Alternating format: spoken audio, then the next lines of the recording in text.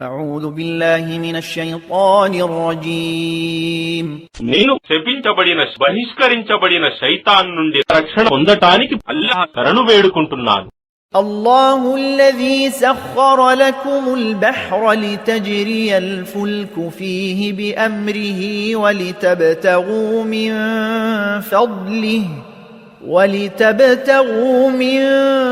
فضله ولعلكم تشكرون.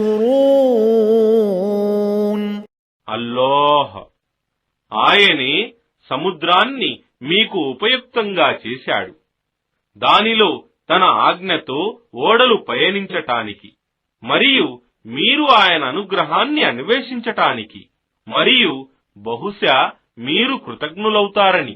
وسخر لكم ما في السماوات وما في الأرض جميعا منه إن في ذلك لآيات لقوم